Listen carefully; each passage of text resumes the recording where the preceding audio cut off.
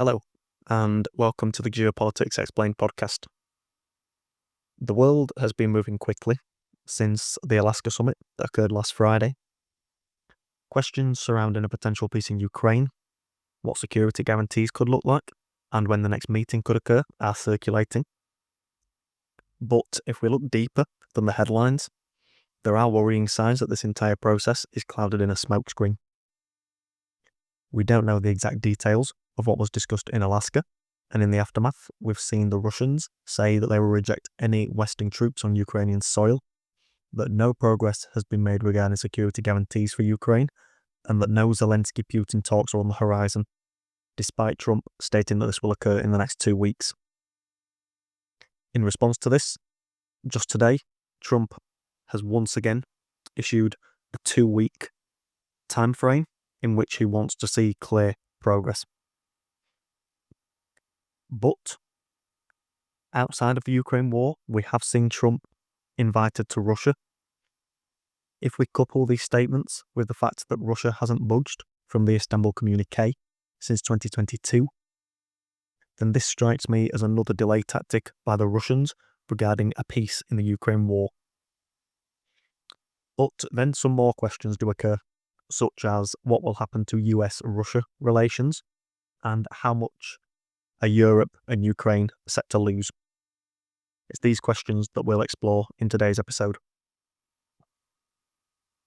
So, after the Alaska summit, eyes were looking towards Ukraine and Zelensky, especially after Trump said that the ball is now in Zelensky's side of the court. Russia ran with this narrative, peddling it as any lack of peace being due to the Ukrainians and the Europeans. In running this narrative, it seems like the Russians are already trying to deflect blame if or when this peace pursuit collapses. So to remind us, because this is such an important point in my beliefs that we won't reach a peace deal, what are the non-negotiables that we have to navigate here?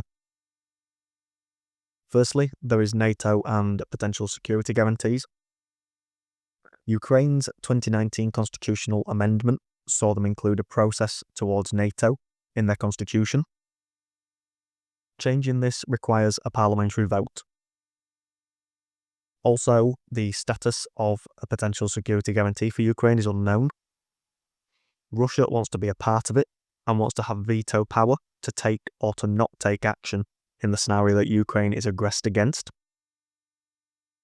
Russia having the power to veto action when Russia would be the likely aggressor ensures that this cannot be included in a potential security guarantee. But as we know, Russia isn't shifting its stance, it's likely going to stick by this point. Russia also wants no Western bases or troops on the ground in Ukraine, which is something that French President Emmanuel Macron has been strongly in support of actually occurring. As a result of this, Giorgia Meloni's 24-hour rapid response system for a security guarantee, or a purely aerial-based strategy, could be one such strategy that is pursued for a security guarantee. Remember, Putin also wants a demilitarized Ukraine, which would leave it more vulnerable than ever. But Meloni made another great point, that any security guarantee should ensure that this conflict can't happen again. As of today, with Russia not shifting stance, it's unclear if this is even possible. The second big non-negotiable is territorial concessions. Zelensky has stated that he won't give up territory, and this also clashes with Russia's own strategy for not giving up territory that it has acquired as a part of the Ukraine war. Russia's Article 67.2.1 states that Russian law doesn't allow any peace treaty to emerge while Ukrainian troops are on territory that Russian law considers Russia. The referendums that occurred in Kherson, Zaporizhia, Luhansk and Donetsk have now included these regions as part of Russia. So this seems like a political issue on both the Russian and Ukrainian side that can't be solved quickly, if at all. So to bring it back to the meeting that occurred at the White House on Monday, this was seen beforehand as European leaders rushing to ensure that a repeat of February's meeting between Trump and Zelensky didn't occur. In February, we saw Trump and his administration go after Zelensky, and in the aftermath, Trump withdrew aid and weapons from Ukraine. This time, the meeting on the surface went more smoothly than the one in February, but the biggest takeaway from the meeting was that the European leaders didn't need to be there. Ultimately, they are being taken along for the ride, and they have no input in this direction that we're heading in. So, with this in mind, Europe is heading towards a major decision. Does it support Trump's botched surrender? Does it bide its time? Or does it back Ukraine alone? The reality is that Europe is reliant on the United States for energy and security, and will still be reliant on the United States if it has to rearm Ukraine without the Americans. If this scenario was to unfold, where Europe is left back in Ukraine alone, who would benefit from this?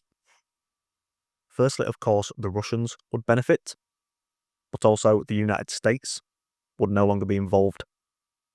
This would benefit them. If Trump continues his pursuit of a power-based world order, he will continue to put Ukraine in tough positions, and stronger bilateral relations with the Russians could very easily lead to this scenario unfolding. There is always another non-negotiable that emerges when it comes to attempting to negotiate with the Russians. Russia is not shifting stance at all, and if Ukraine does, it's going to be left even more vulnerable. It's clear that in this current direction that we're heading, the biggest losers could be Europe and Ukraine. This scenario is one where Trump strengthens ties with the Russians and pulls back support for Ukraine. It's rumoured that this was discussed as a de-escalatory step between the Russians and the Americans at the Alaska summit. In this power-based world order that has emerged since Trump re-entered office, it's clear that Trump recognises power and strength. That is something that Europe currently doesn't have. That's why, despite its lack of power, Europe will continue to buy US weapons for its own security and for the security of Ukraine. They ultimately have no other options. Trump knows this, and that's why the Monday meeting at the White House was seen as Europe getting slapped around on the world stage. It was showmanship for Trump, who, despite denying his interest, clearly wants a Nobel Peace Prize. He keeps peddling the point that they've solved 6 wars. I imagine this is a narrative that's going to remain in Trump speaking for quite some time. There's also the point that a second meeting could potentially occur in Moscow with a Trump visit. If this does occur, then Putin's image will once again be boosted in the international community, and global institutions will once again be undermined by global leaders. Putin's isolation narrative will also take a heavy hit. Even Trump himself stated, quote, "I'll get a little heat on that," on the topic of a potential Moscow meeting. With the Russians stating that there is currently no plans on the horizon for a Putin-Zelensky meeting, another Trump-Putin meeting, potentially in Moscow, or a trilateral summit, is a likely next step if another summit does occur. The Swiss, Hungarians and Austrians have emerged as potential hosts for such a meeting. Despite us seemingly continuing down this road in the pursuit of peace, I remain of the opinion that we are not close to peace, because unnavigable non-negotiables remain with the Russians not shifting stance at all. Trump potentially improving relations with the Russians, aside from a peace in Ukraine, also throws a massive spanner in the works. Putin knows that addressing the root causes of this conflict will lead to either of the following scenarios. Firstly, we could see a peace deal arise. Trump, in this scenario, would give in to Russia's territorial aspirations. Ukraine would be left isolated, demilitarized, or with less territory, and Russia would still be on its doorstep. The Russians could regroup and launch an attack from Belarus for Kiev, or the Russians could slowly spread political influence through Ukraine. Ukraine also couldn't join NATO if such a deal was pursued, and so the Russians could swoop in without any risk of an Article 5 activation, and we once again have the root cause of NATO and Russia existing on each other's doorstep. As an aside, this highlights why the Ukraine security guarantee is such an important point. It can't leave Ukraine vulnerable for this to happen again. The second potential scenario that could arise by addressing the root causes of this conflict would be that a peace deal doesn't arise and that Trump places blame with the Ukrainians and the Europeans. In the Alaska summit, Trump did imply that any further progress would now be due to the Ukrainians and the Europeans. In this scenario where Trump blamed the Ukrainians and the Europeans, the United States would isolate Ukraine and Europe, but they would still have to buy weapons from the United States. Russia's slow momentum could continue in Ukraine, but with less support. The Ukrainians could be on a ticking clock. One day in the future, in this scenario, there would be an end to the war in Ukraine, and it would likely be with a Russian victory. There is one more potential scenario, but I will discuss this in next episode, which should come out on Tuesday. This is the scenario where Trump clearly places the blame not on the Ukrainians and the Europeans, but on the Russians. Again, it's this that I'll talk about in next episode. To come back to this potential peace deal, I've stated for years now that the unfortunate fact is that momentum, however small, on the battlefield is with the Russians. This means that in negotiations, they have to feel like they've been given the longest straw, otherwise they'll just keep up the war. Politically, the war isn't hurting Putin because of the immense control that he has over Russian politics and Russian media. Those suffering are the civilians. Unless Putin receives a long straw, he won't stop. Unfortunately, the Russians aren't shifting stance, and it seems that if Putin was to receive a long straw, it would leave Ukraine far too vulnerable. If we're to put our optimist hats on, what is the best case scenario for Ukraine? I can think of two potential scenarios where Ukraine is in a less vulnerable position, but both have their downsides. The first scenario is a trilateral summit with Trump, Putin and Zelenskyy to end the war. The security guarantee in the scenario would ensure that the Russians can't re-engage in Ukraine later without extreme consequences. This would lead to Russian self-interest, being not to re-engage in Ukraine. In the scenario, Ukraine would be protected or would have the ability to defend itself. The second scenario is that Trump doesn't align with the Russians due to a lack of Russian concessions, which would lead to any attempt at a peace deal collapsing. On the Monday meeting at the White House, we heard Trump whisper to Macron, quote, "I think he wants to make a deal for me," with him referring to Vladimir Putin. If it became clear that the Russians weren't willing to make any concessions, then Trump's previous promises of severe consequences could re-emerge.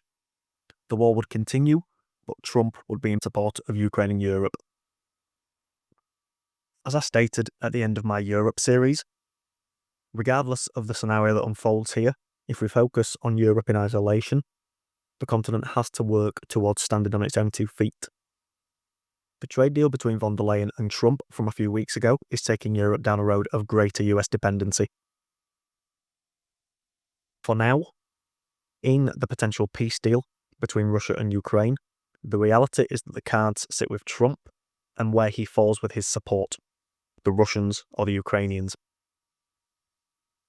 This is a complicated issue, and many scenarios could unfold. If you take one thing away from this episode, it should be that the biggest element is to keep an eye on where Trump falls. Does he pursue stronger bilateral relations with the Russians as a part of his new power-based world order? Or can the Europeans and Ukrainians keep Trump on side, even when they have barely any cards to play? On next episode, I will dive more into the scenario that Trump sides with the Europeans and the Ukrainians because the Russians attempt to delay a peace deal for too long. Would, in this scenario, the Russians find themselves backed into a corner, and would they have to admit that they were never serious about peace? In such a scenario, Trump could then focus his anger back at the Russians. Again, this is a scenario that I'll delve into in more details in next episode. That's all for today. If you've enjoyed this episode, why not leave a review on the podcast platform of your choice? I've been Dylan. I'll talk to you next time.